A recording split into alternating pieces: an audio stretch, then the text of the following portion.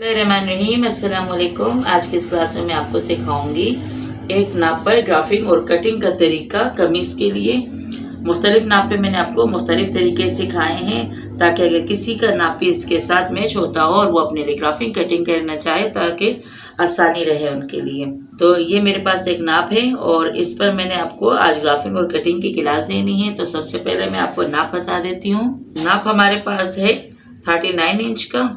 कुल लंबाई हमने रखनी है और कंधा इस पर हमारे पास 8 इंच पर आ रहा है। चेस्ट 23 इंच, कमर 21, हिप 23.5, दामन हमारे पास 23.5 इंच है।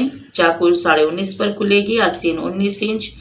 तो चलिए अपनी ग्राफिंग कटिंग शुरू करते हैं। कपड़े में जितनी ऊंच नीच थी वो मैंने निकाल ली है और उसके बाद इस पर मैंने 2 फोल्ड पर फोल्ड किया हुआ है, फ्रंट को और बैक को भी। और इसमें मैंने इजाफी कपड़ा रखा है, यानी कि इसमें मेरे पास दामन जो आ रहा था 23.5 इंच का आ रहा था। 23.5 इंच में मैंने इस पर चाक और दामन पर लेस लगानी है। तो मुझे अलग से एप्लिक नहीं मोड़नी है। इसकी सिलाई की क्लास में इंशाल्लाह मैं आप लोग के साथ शेयर करूंगी और उसमें मैं आपको इसी कपड़े से साथ में गुम सिलाई के साथ एप्लिक लगाना सिखाऊंगी और लेस कि किस तरह से हमें अलग से एप्लिक नहीं डालनी पड़ेगी और इसी कपड़े से हमने इस पर एक एप्लिक भी लगा लेनी है और लेस भी लगा लेनी है।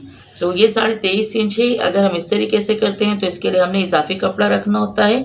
तो ये तकरीबन 2-2.5 इंच का कपड़ा मैंने एक साइड से रखा है और 2-2.5 इंच का कपड़ा मैंने दूसरी साइड से एक्स्ट्रा रखा हुआ है और उस हिसाब से मैंने बैक साइड के लिए ये कपड़ा अलग कर दिया है। जितना एक्स्ट्रा कपड़ा था वो मैंने निकाल लिया है क्योंकि इस बैक साइड के लिए कोई बंच वगैरह नहीं बना था। फ्रंट साइड के लिए हमारा गला बना हुआ है सेंटर पर, तो इसी वजह से इसको मैंने सेंटर से फोल्ड दे दिया है। जो इजाफी कपड़ा है वो आगे की तरफ हम निकाल देंगे। तो सबसे पहले हम इस पर निशान लगा लेते हैं कि जितनी हमें लंबाई चाहिए सिलाई का उसमें प्लस करेंगे। आधा इंच दामन के लिए और आधा इंच ऊपर शोल्डर के लिए। यहाँ तक हमारी कुल लंबाई आ रही है।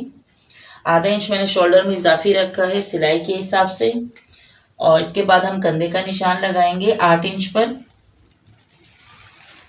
कंधे की लंबाई का निशान भी लगाएंगे यहाँ पर 8 इंच पर और कंधे के हाफ का निशान हम 4 पे लगाएंगे।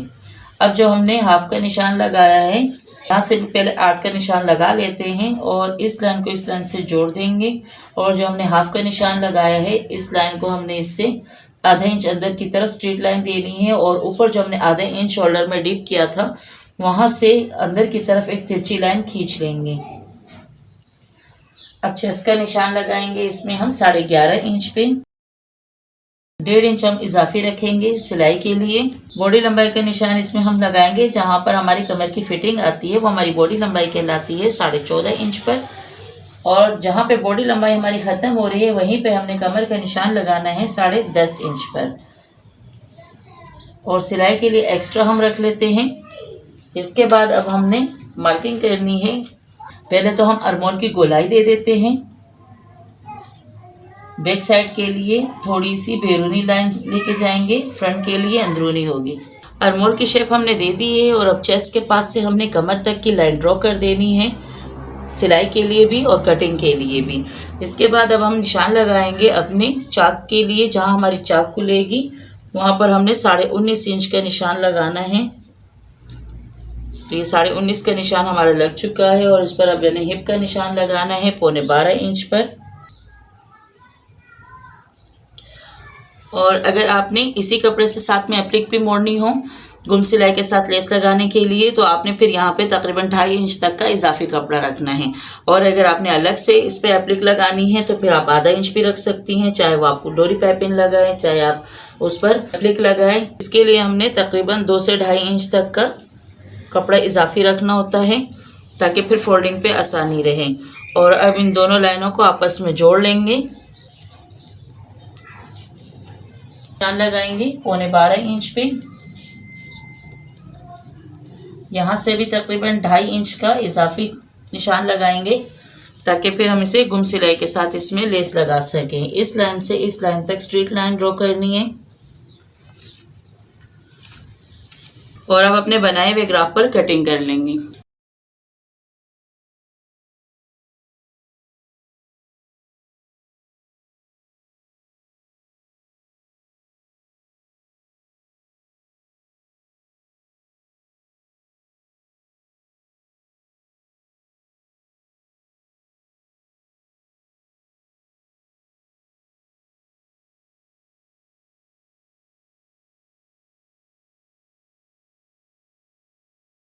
तो ये हमारे बनाए हुए ग्राफ पर कटिंग हो चुकी है और अब इसके आर्मोल का साइज़ लेंगे और उस हिसाब से फिर आस्तीन की गोलाई देंगे।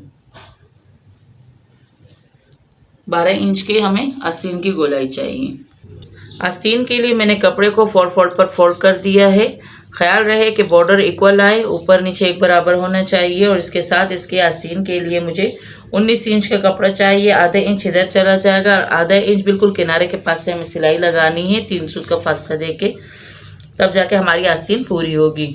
और चौड़ाई में पूरी नहीं हो रही थी, इस वजह से यहाँ पर मैंने कपड़े को फोल्ड करके रखा है ताकि हमारे आर्मोल में गोलाई जो है वो पूरी हो जाए। थोड़ा सा जोड़ लगेगा इसमें। और यहाँ पर हमने 12 इंच पर गोलाई दे दी है। 6 इंच पे मैंने आगे की आस्तीन रखी है और साथ में सिलाई के लिए एक्स्ट्रा प्लस कर दिया है। यहाँ तक कि हम लाइन खींच लेते हैं और यहाँ से आगे हमने यहाँ तक की शेप दे देनी है। बनाए हुए ग्राफ पर कटिंग करेंगे।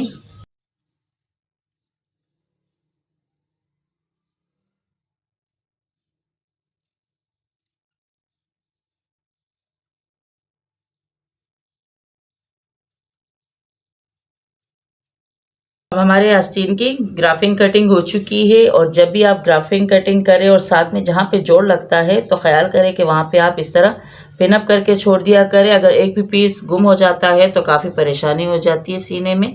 तो ये मैंने चारों पीसेस को इसके साथ पिनअप कर दिया है।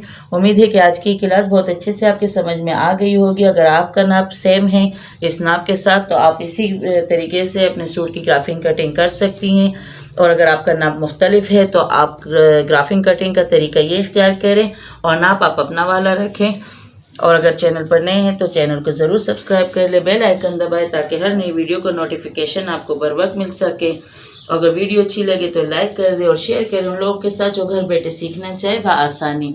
तो इंशाल्लाह अपनी नई वीडियो में फिर दोबारा मिलेंगे एक नए काम के साथ। तब तक के लिए अल्लाह हाफिज़।